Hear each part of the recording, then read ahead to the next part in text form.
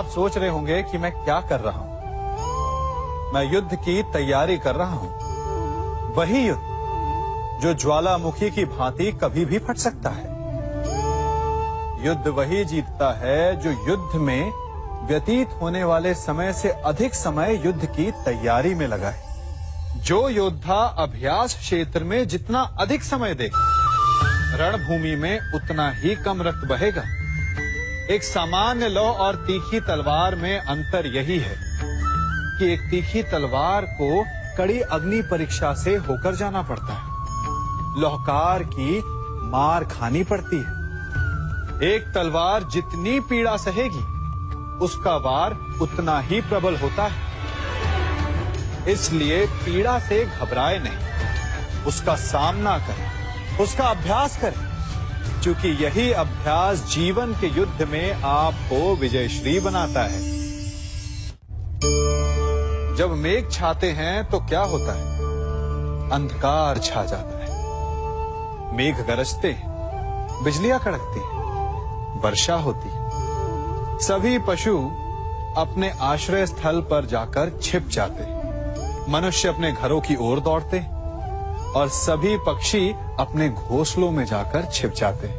परंतु एक जीव है जो गरजते मेघों को, कड़कती बिजलियों को, भारी वर्षा को भी हरा देता है। वो जीव है बाज, क्योंकि वो समस्या की जड़ों से ऊपर उड़ता है। वो गरजते मेघों से, कड़कती बिजलियों से, भारी वर्षा से, इन सब से ऊपर। यही अंतर है हारने वालों में और जीतने वालों में। ये युद्ध हार और जीत का नहीं, समस्या और सोच का है। यदि आप अपनी सोच को छोटी रखेंगे तो समस्या बड़ी हो जाएगी, और यदि आप अपनी सोच को बड़ी रखेंगे तो समस्या छोटी हो जाएगी। दो मनुष्यों के मध्य होता है, परंतु विजय सदैव एक ही मनुष्य को मिलती है। जबकि समान रूप से दोनों शक्तिशाली होते हैं, समान ज्ञान प्राप्त करते हैं। कारण, दो प्रकार के लोहे होते हैं, एक ठंडा, एक गर्म। कभी सोचा है? लौहकार लोहे को लोहे से ही काटता है, परंतु सदैव ठंडा लोहा ही गर्म लोहे को काट पाता है। और यही नीति मनुष्यों पर भी लागू होती है। जब युद्ध होता है तो जिसके मन में ईर्ष्या होती है, जलन होती है, आक्रोश होता है, वो गर्म लोहे के समान। और जिसका मन शांत होता है, जिसका मन संयम से बंधा होता है, वो ठंडे लोहे के समान है। और वही ईर्ष्या और द्वेष नामक गर्म लोहे को काट सकता है। इसलिए यदि जीवन के संग्राम में विजय प्राप्त करनी है तो अपने मन को शांत रखें, क्योंकि गर्म लोहे की भांति ईर्ष्या और क्रोध जैसे भाव को रखने वाला मनुष्य सदैव शांत स्वभाव के मनुष्य के समक्ष निर्बल है। शक्ति ईर्ष्या और क्रोध में नहीं, शांति और संयम में है। सभी बड़े सदा यही कहते आए कि यदि आगे बढ़ना है तो अपनों का साथ दो। सत्य कहते हैं, अपनों का साथ देना ही चाहिए, परंतु साथ देने से पूर्व ये अवश्य पहचान लेना चाहिए कि अपने हैं कौन। क्या अपने वही होते हैं जिनके साथ हमारा रक्त संबंध होता है, या अपने मित्र? अपने वो होते हैं जो हमें सद्कार्य के लिए प्रेरित करें, हमें आगे बढ़ाएं, हमारा साथ दें। और वो जिनका साथ देने से समाज का नाश हो, धर्म की हानि हो, वो सगे हो करके भी सगे नहीं होते। इसलिए जब अपनों की परिभाषा का चुनाव करें तो उन्हें अपना माने जो आपका साथ दे, उन्हें नहीं जो हमें अज्ञान के मार्ग पर ले जाएं। सीमा एक रेखा ही नहीं, एक परिभाषा भी है। सीमा हर किसी की होती है, प्रेम की, धैर्य की, मित्रता की और शत्रुता की भी। और जो सदैव सीमा में बंधे रहते हैं वो सामान्य मनुष्य बनकर रह जाते हैं, परंतु जो समय आने पर सीमा तोड़ देते हैं वही भविष्य बनाते हैं, क्योंकि सीमा केवल आपको मर्यादा में नहीं रखती, आपको बांधती भी है। अब ये आप पर, मुझ पर, हम सब पर निर्भर करता है कि ये जाने कौन सी सीमाएं हमें बांधती हैं और कौन सी सीमाएं शक्ति के नए मार्ग समक्ष लाती हैं। इसलिए सीमाएं तो जो कर सकते हो उससे अधिक करने का प्रयत्न करो, तभी नई सीमाएं बना पाओगे। भाग्य क्या है? जो आपने किया उसे भोगना भाग्य है, या जो आपके पूर्वजों ने किया उसका फल भाग्य है? नहीं, भाग्य वही है जो आपने किया, क्योंकि हर मनुष्य को अपने कर्मों के फल भुगतने होते हैं। इसलिए यदि जीवन में कुछ भी करें तो उस पर अपनी दृष्टि अवश्य रखें, क्योंकि आपके एक कर्म का फल आपका भविष्य बदल सकता है। हम वही बनते हैं जो हम चुनते हैं, क्योंकि वही हमारा भाग्य बनता है। मनुष्य सुंदरता से आकर्षित होता है, उससे प्रेम करता है और असुंदर को देता है। ऐसा होता है ना? क्या आप ऐसा नहीं करते? करते हैं। तो सुंदर और असुंदर की परिभाषा क्या है? इस आकर्षण और विकर्षण का कारण क्या है? कभी सोचा है? कभी सोचा है कि जिससे आप प्रेम करते हैं, जिसके प्रति आप आकर्षित होते हैं, अचानक से उसके लिए मन में वितृष्णा आ जाती है, और जिसके प्रति घृणा होती उसके लिए एकाएक आपके मन में प्रेम उमड़ आता है। कारण है दृष्टिकोण। क्योंकि सुंदरता आपके मन में होती है, आपके सोच में होती है, आपके दृष्टिकोण में होती है। इसीलिए किसी को कीचड़ में खिला हुआ कमल सुंदर लगता है, और किसी को निर्मल चंद्रमा में भी कलंक का धब्बा दिख जाता है। यदि आपको सुंदरता अनुभव करनी, हर पल आनंद में रहना है, तो अपने दृष्टिकोण को सुंदर बनाएं और अपने आप सब कुछ सुंदर बन जाएगा। हम अपनी सोच और संसार की मान्यता के अनुसार अपने विचार बनाते हैं। जैसे सत्य कहना धर्म है, असत्य कहना पाप, सहनशीलता धर्म है और क्रोध करना अधर्म, उपकार करना, जीवों पर दया करना धर्म है और निष्ठुर होना अधर्म। परंतु क्या यही सत्य है? क्या कभी कभी परिस्थितियां इन आवेशों को उल्टा नहीं कर देती? करती है। यदि इस संसार में कुछ धर्म है, कुछ पुण्य है, कुछ महान है, तो परिस्थिति के अनुसार चलना। जटायु स्मरण है आप सबको, वो जिन्होंने रावण पर क्रोध किया था, उस पर आक्रमण किया था। उस समय जटायु का क्रोध पाप नहीं था, धर्म था। इसीलिए अंत में उन्हें भगवान राम की गोद मिली।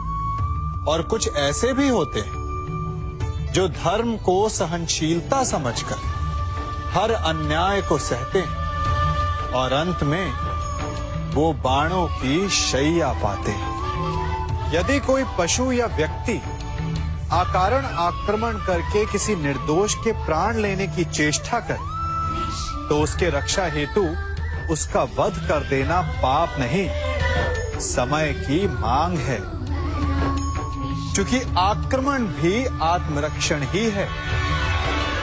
यदि किसी दुष्ट की सहायता करने से सामान्य मनुष्य को कष्ट पहुंचे, पीड़ा पहुंचे, तो उसे सहायता ना देना ही धर्म है।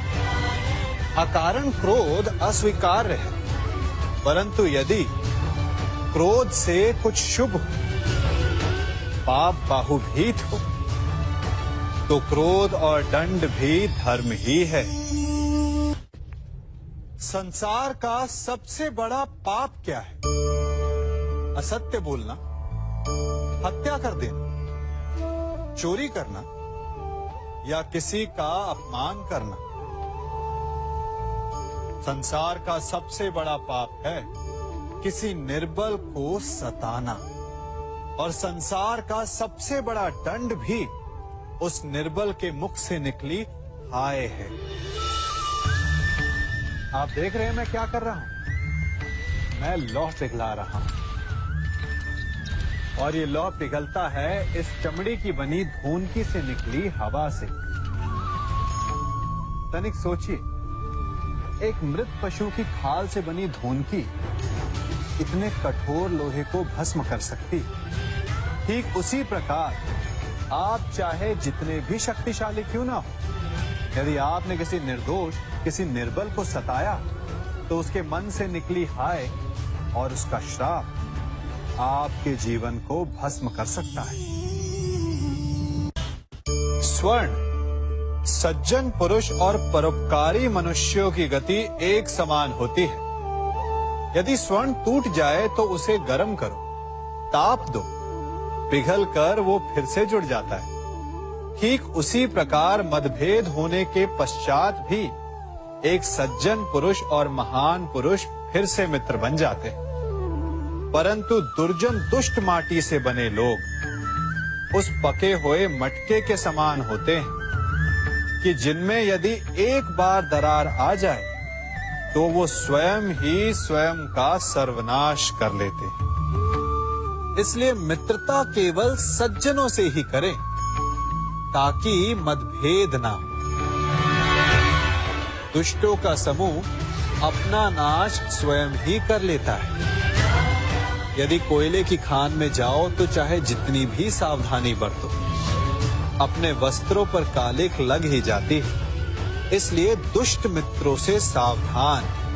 सज्जन शत्रु प्रत्येक परिस्थिति में श्रेष्ठ है। प्रत्येक मनुष्य सफलता पाने के लिए कार्य करता है।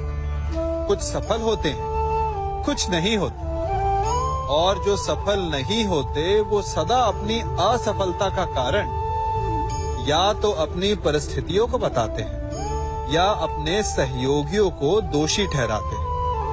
परंतु क्या वास्तविकता में ऐसा ही होता है? क्या कोई परिस्थिति या कोई व्यक्ति किसी की असफलता का कारण बन सकते हैं? उत्तर हाँ भी है और ना भी। कैसे? आप इस तितली को देख रहे हैं? आपने एक मक्खी को भी देखा हो। प्रकृति ने दोनों को समान गुण दिए हैं रस पान करने का। एक तितली फूलों पर जाकर उसका रस लेती और इस अवस्था में नए फूल खिलने की व्यवस्था भी करती है, और मक्खी घाव पर बैठती है, घाव को सड़ाती है और रोग भी फैलाती है। यदि इसमें किसी बात का अंतर है तो केवल सोच का। यदि आप उचित मार्ग चुनेंगे तो आपको सफलता मिलेगी, आप में उत्साह बढ़ेगा, और यदि आप अनुचित मार्ग चुनेंगे तो आपको असफलता मिलेगी, निराशा मिलेगी। अब उचित मार्ग चुनना है या अनुचित मार्ग, ये निर्णय तो आप पर निर्भर करता है। मनुष्य सदा भला बुरा, खरा खोटा, सत्य असत्य की बातें करता है। सत्य को अच्छा मानता है और असत्य को बुरा। परंतु क्या आपने कभी ये सोचा है कि प्रत्येक वस्तु, प्रत्येक भाव का एक महत्व होता है? दोनों ही एक दूसरे के पूरक होते हैं। यदि काला रंग नहीं होगा तो क्या श्वेत रंग की आभा का अनुभव होगा? यदि असत्य नहीं होगा तो क्या सत्य के महत्ता का ज्ञान होगा? यदि बुरा नहीं होगा तो क्या भले पर आपको विश्वास होगा? कुछ महत्वपूर्ण है तो दोनों के मध्य का संतुलन। बुरी से बुरी वस्तु, समय या भाव, कोई ना कोई स्वयं में शुभ छिपाए रखती है। कभी काले गरजते मेघों को देखा है?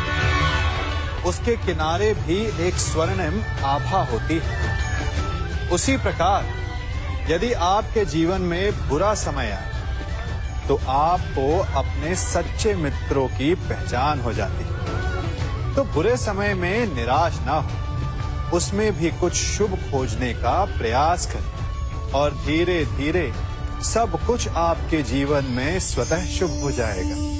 संसार में सबसे महत्वपूर्ण क्या है? दृष्टि या दृष्टिकोण, समझ या सोच? सामान्यतः मनुष्य की दृष्टि और सोच में अधिकतर वो वस्तु, वो घटनाएं, वो भाव श्रेष्ठ हैं जो हमें आनंद दे, और जो हमें आनंद नहीं देते उन्हें हम दुखदाई मान लेते हैं। परंतु दृष्टिकोण और सोच को यदि एक भिन्न कोण से देखें तो परिस्थितियां भिन्न सिद्ध हो सकती हैं। जिस प्रकार भीषण गर्मी हमें सुहाती नहीं, परंतु वही गर्मी सागर और नदियों के जल को वाष्पित करती है और हमें मनोरम वर्षा का आनंद देती है, उसी प्रकार भीषण परिश्रम के पश्चात हमें सफलता मिलती है। शिक्षा के पश्चात हमें हमारा लक्ष्य मिलता है। तो सदा स्मरण रखिएगा कि दुख और पीड़ा से भागे नहीं, क्योंकि यही भविष्य में आने वाले सुख का मूल है। जब भी आपने यात्रा की होगी तो अवश्य अपने मार्ग के आसपास कुछ रिक्त स्थान देखे होंगे, कुछ खेत देखे होंगे, कोई ना कोई भूमि का टुकड़ा अवश्य देखा होगा। कुछ स्थान ऐसे होते हैं जहां पेड़ लगे होते हैं, जहां माली बड़े प्रेम से उन्हें बोता है, उन्हें सींचता है। और कुछ स्थान ऐसे भी होते हैं जहां बिना माली के खरपतवार उग जाते हैं, कुछ अन्य पौधे उग जाते हैं।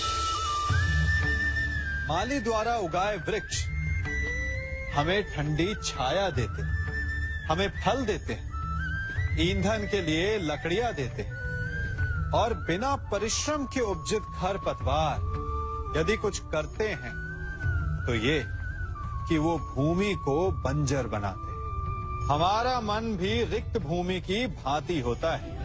यदि अपने परिश्रम से उसमें सुविचारों के बीज डालोगे तो फलदायक विचार उपजेंगे, और यदि उसे रिक्त छोड़ दिया तो खरपतवार की भांति अनुपयोगी विचार आपके मन को अपना घर बना लेंगे, आपके मन को मैला कर देंगे, उसे बंजर कर देंगे। अब निर्णय आपका है कि आपको सुविचार देने वाला मन चाहिए या कुंठा देने वाला। जल प्रकृति को इस संसार की सबसे अनूठी देन है। वो महासागर में भी मिलता है और मीठे तालाब में भी, वो पवित्र गंगा में भी होता है और दुर्गंध आती नाली में भी। हम तालाब और नदी को सम्मान इसलिए देते हैं क्योंकि उसका मीठा जल हमारी प्यास बुझाता है। परंतु सागर का जल पीने योग्य नहीं होता, इसीलिए कभी कभी हम उसे उतना महत्व नहीं देते और नाली के जल को हम हे दृष्टि से देखते हैं। तो क्या ये उचित है? हमारे संबंध भी इसी जल की भांति होते हैं। जिस संबंध से हमें लाभ ना हो उससे हम दूर हो जाते हैं। कभी ईर्ष्या के कारण, कभी अहंकार के कारण उस संबंध को तोड़ देते हैं। तो क्या संबंध को तोड़ देना उचित है? तनिक विचार कीजिए। माना कि सागर का जल फसल नहीं दे सकता, परंतु मोती तो देता है। माना कि नाली का गंदा जल हमें किसी भी कार्य के लिए उपयुक्त ना लगे, परंतु वो भी कहीं लगी अग्नि को बुझा सकता है। ठीक इसी प्रकार प्रत्येक संबंध कहीं ना कहीं किसी न किसी परिस्थिति में उपयोगी हो सकता है।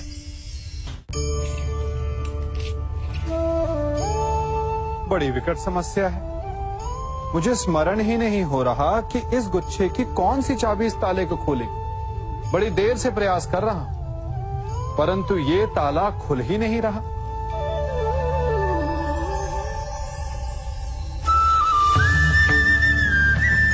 ऐसी परिस्थिति में आप क्या करेंगे? अधिकतर लोग ऐसी परिस्थिति में अपनी आशा खो बैठते हैं। उन्हें लगता है कि चाबी खो गई। वो तिलमिला जाते हैं, क्रोधित हो उठते हैं। परंतु उस समय धैर्य रखें तो गुच्छे की अंतिम चाबी ताला खोल सकती है। कुल्हाड़ी का अंतिम प्रहार वृक्ष को काट के गिरा देता है, परंतु क्या सत्य में कुल्हाड़ी का अंतिम प्रहार वृक्ष को काट के गिरा देता है? आपको आपका लक्ष्य दिला देता है? नहीं। आपका निरंतर प्रयत्न ही आपको सफलता दिलाता है। जब आपका मन निराश है तो अपने कार्य में दुगनी उत्साह से जुट जाइए, क्योंकि अनावरत बहता जल ही कठोर चट्टान को काट सकता है। सफलता का मूल है परिश्रम, प्रयास और आशा। मनुष्य का जीवन ऋतुओं के समान होता है। आज ग्रीष्म तो कल वर्षा, परसों शीत। तनिक संकट आया तो हम संयम खो बैठते हैं। तनिक ऋतु बदली तो हम अधीर हो जाते हैं। अपने आक्रोश में, अपने क्रोध में हम उनसे ही संबंध बिगाड़ लेते हैं जो हमारे अपने होते हैं। क्यों ऐसा होता है ना? हमें लगता है कि हमारे अपने हैं, फिर से मना लेंगे। परंतु स्मरण रखिए, सदा ऐसा करना संभव नहीं होता। सागर की उछलती लहरों को तट सहता है, और यदि तट ही टूट जाए तो बाढ़ आ जाती। हमारे संबंध भी दूध की भांति होते हैं। दूध तपकर उबल सकता है, परंतु यदि उसमें खटास आ जाए तो वो फट भी जाते हैं। और फटे दूध को चाहे जितना मत लो, उसमें से माखन नहीं निकलेगा। इसीलिए अपने संबंधों को संभल कर निभाना चाहिए। मनुष्य की सबसे बड़ी दुर्बलता क्या होती है? सोचिए। धन, प्रेम, अहंकार। मनुष्य की सबसे बड़ी दुर्बलता होती है उसके रहस्य। चाहे आप कितने भी शक्तिशाली क्यों ना हो, कितने भी प्रबल क्यों ना हो, परंतु उसके रहस्य उसके नाश की चाबी होती है। इसलिए यदि प्रबल रहना है, शक्तिशाली रहना है, समर्थ रहना है, तो अपने रहस्य को किसी को भी ना बताएं, ना मित्र को और ना ही शत्रु को, क्योंकि समय पड़ने पर कब कौन शत्रु हो जाए ऐसा कहना संभव नहीं। विभीषण को रावण के अमृत कुंड का ज्ञात था, इसीलिए प्रभु श्री राम रावण का वध करने में सफल हो सके। इसलिए उचित यही है कि आप अपने रहस्य को स्वयं तक ही सीमित रखें। मनुष्य का मन बड़ा विचित्र होता है, कल्पना में ही विकास करता है, संपन्न भविष्य का स्वप्न देखता है, और कल्पना में ही जो नहीं हुआ उससे भय खाता है। और यही भय मनुष्य का सबसे बड़ा शत्रु है। हमारे भविष्य के मार्ग में, हमारे आनंद के मार्ग में सबसे बड़ी बाधा है। अब आप लोग मुझसे पूछेंगे कि इसका तोड़ क्या है, भय से मुक्ति कैसे पाई जाए? तो ये प्रश्न आप स्वयं से पूछिए। तनिक सोचिए, जब आप एक सुंदर भविष्य की कामना करते हैं तो उसे पाने के लिए आप परिश्रम करते हैं ना? ठीक उसी प्रकार भय से मुक्ति पाने के लिए आप उससे लड़ जाएं। और उसका निवारण आपको स्वतः ही मिल जाएगा। इसलिए जब भी भय आपको सताए तो उससे भागे नहीं, उससे घबराए नहीं, क्योंकि भय का काम ही होता है आपको भयभीत करना। इसलिए जब भी भय आप पर आक्रमण करे तो आप भी उस पर पहले ही आक्रमण कर दें। हम सब मित्रों के साथ रहना चाहते हैं, शत्रुओं से दूर रहना चाहते हैं। क्यों? क्योंकि हमें जीवन में आनंद पाना है, जीवन में आगे बढ़ना है, स्वयं को संपन्न देखना है। और यदि किसी से भी आप पूछेंगे कि जीवन में सफलता पाने के लिए सबसे अधिक आवश्यकता किसकी होती है, तो हर एक आपको लगभग एक ही उत्तर देगा। सफलता प्राप्त करने के लिए आपको सच्चे मित्रों की आवश्यकता होती है। परंतु यदि आपको और अधिक सफल होना है तो आपको केवल मित्रों की नहीं, शत्रु की अधिक आवश्यकता है। अब आप कहेंगे, ये मैंने कैसी बात कर दी? तनिक स्वयं सोचिए। जब भी संकट आता है तो मित्र क्या करते हैं? आपकी सहायता करने के लिए आपके साथ खड़े हो जाते हैं। और संकट के समय में शत्रु और बड़ा संकट बनकर हमारे समक्ष खड़े हो जाते हैं। मित्र हमें सहायता देते हैं, अपनी शक्ति देते हैं, परंतु शत्रु आपके भीतर छिपी शक्ति को बाहर लाता है, आपको और अधिक बलवान बनाता है। संगति या साथ, मित्र और साथी मनुष्य के व्यक्तित्व के लिए सबसे महत्वपूर्ण होते हैं। अब आप कहेंगे, ये कैसे? मनुष्य अवश्य अपने व्यक्तित्व के लिए उत्तरदायी होता है, परंतु मनुष्य संगति में ना चाहते हुए भी उसका व्यक्तित्व संगत की भांति हो जाता है। इन पात्रों को देख रहे हैं?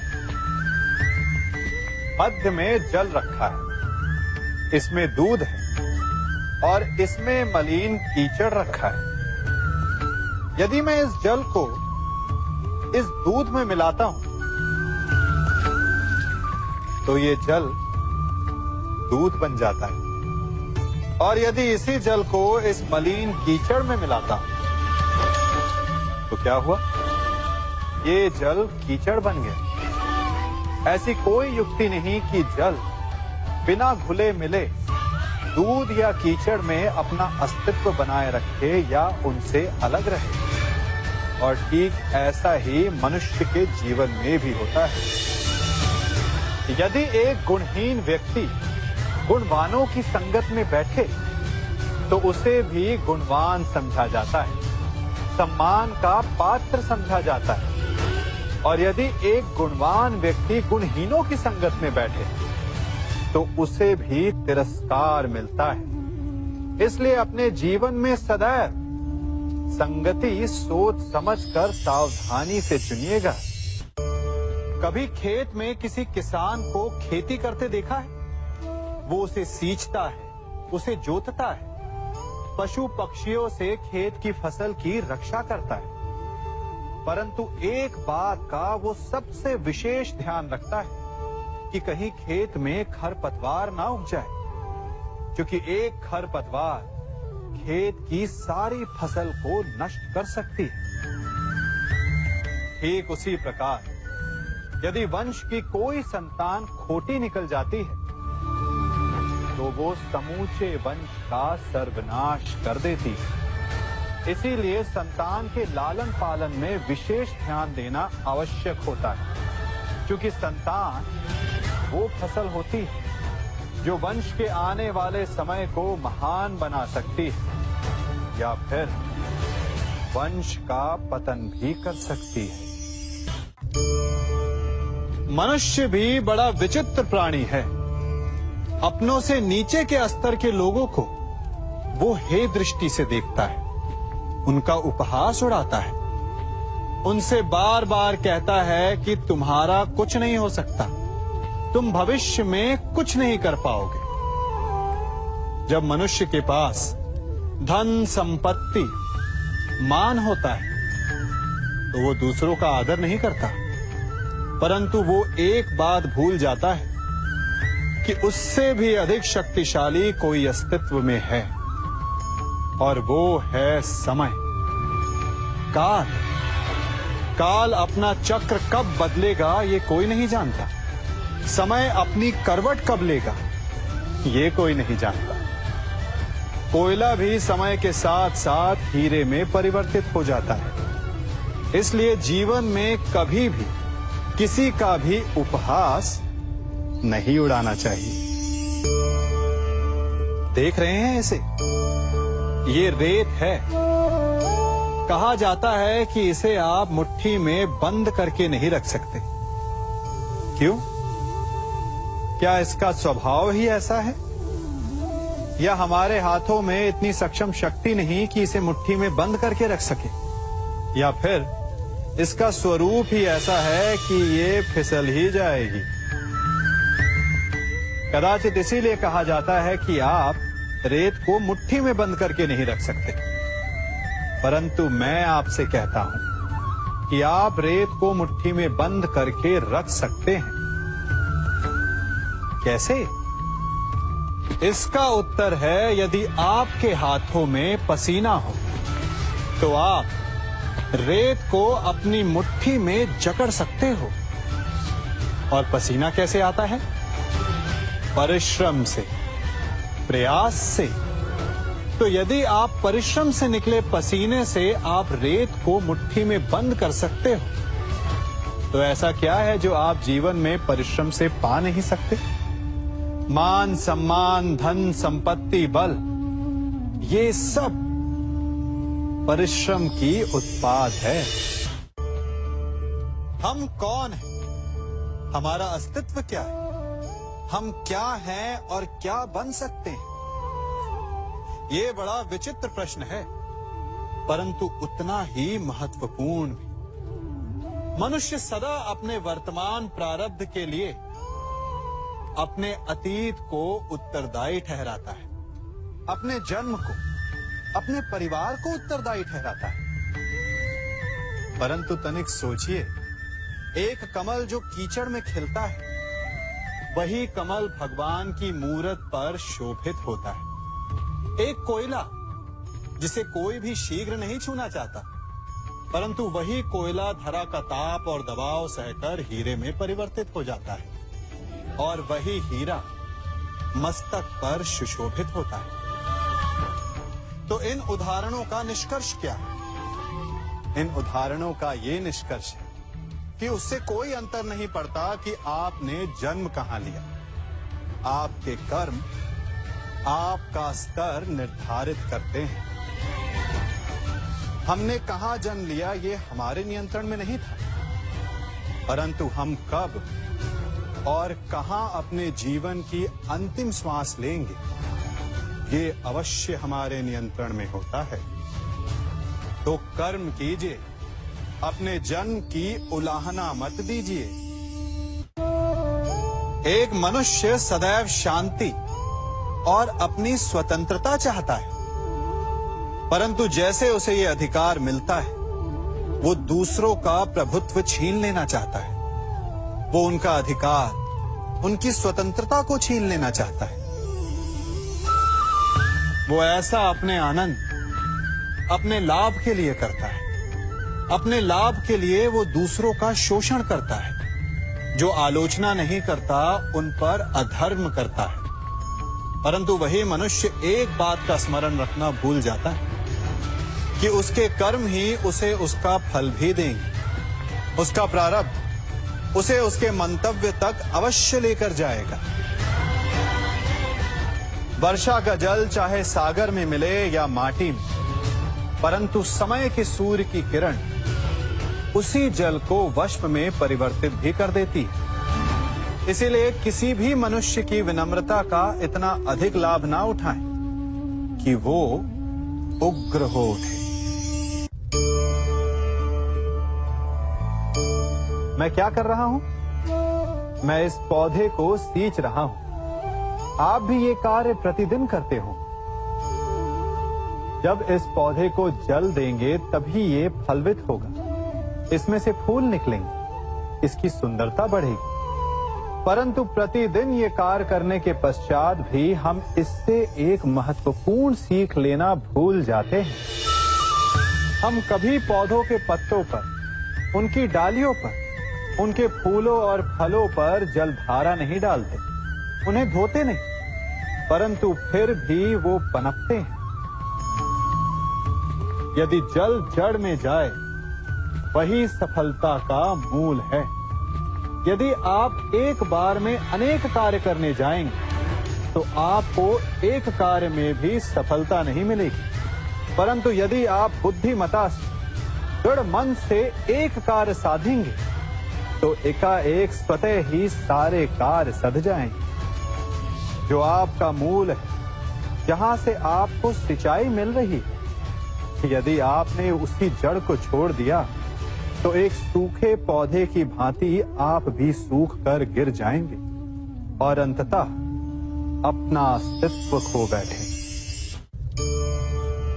हमने एक बात अपने माता पिता, अपने बड़ों से, अपने बुजुर्गों से सुनी ही होगी कि संगति का प्रभाव मनुष्य पर पड़ता ही है। यदि वर्षा की एक बूंद सीप के मुख में जाए तो वो मोती बन जाती है, और यदि वही वर्षा की एक बूंद सर्प के मुख में जाए तो विष। तो क्या यही सत्य है? नहीं। आपने कभी चंदन के वृक्ष को देखा है? उस पर सर्प विचरण करते हैं, विषधर उससे लिपटे रहते हैं, परंतु फिर भी चंदन का वृक्ष विषैला नहीं होता। वो तब भी सुगंध देता है और पवित्र माना जाता है। तो इसका रहस्य क्या है कि वर्षा की बूंद पर संगति का प्रभाव पड़ता है और चंदन के वृक्ष पर नहीं? इसका रहस्य है आत्मबल। वर्षा की बूंद वातावरण के अनुसार स्वयं को बदल लेती है, इसीलिए उसकी संगति ही उसका प्रारब्ध बन जाती है। परंतु चंदन का वृक्ष अपना व्यक्तित्व, अपना गुण नहीं खोता। इसीलिए यदि आप में आत्मबल हो, आपका मन दृढ़ हो, तो बुरी से बुरी कुसंगति भी आपका कुछ नहीं बिगाड़ सकती। सिंह को जंगल का राजा कहते हैं। सभी पशु पक्षी उसका बल मानते हैं, उससे भयभीत रहते हैं। परंतु सिंह को भी अपने भोजन के लिए आखेट करना पड़ता है, घात लगानी पड़ती है, बड़ी दूर तक उसे अपने शिकार का पीछा करना पड़ता है, और तब जाकर उसे भोजन मिलता है। और कई बार उसके ये कठिन प्रयास भी असफल होते हैं। यदि सिंह ये सोचकर बैठ जाए कि मैं तो वन का राजा हूं, मेरा भोजन स्वयं मेरे मुख में आकर गिर जाए, तो वो भूखे मर जाएगा। क्या समझे? राजा हो या रंक, उद्यम सभी को करना पड़ता है, क्योंकि मेहनत, परिश्रम यही तो सफलता की कुंजी है। यदि जल पाना है तो कुआं खोदने में पसीना बहाना ही होगा। यदि सफलता पानी तो रात दिन परिश्रम करना होगा। बिना परिश्रम के तो देवों को भी अमृत नहीं मिलता। इसलिए परिश्रम कीजिए, आज नहीं तो कल सफलता अवश्य मिलेगी। देख रहे हैं इसे? ये बड़ा भयंकर अस्त्र है। अब आप कहेंगे कि ये छोटी सी धातु भला किस काम की? आप चाहें तो इस धातु से वस्तुएं जोड़ लें, या फिर चोट भी खा सकते हैं। ये एक धातु लकड़ी के दो पट्टों को एक करके जोड़ सकती है, या फिर आपके शरीर में लग जाए या चुभ जाए तो आपको बहुत बड़ा घाव भी दे सकती है।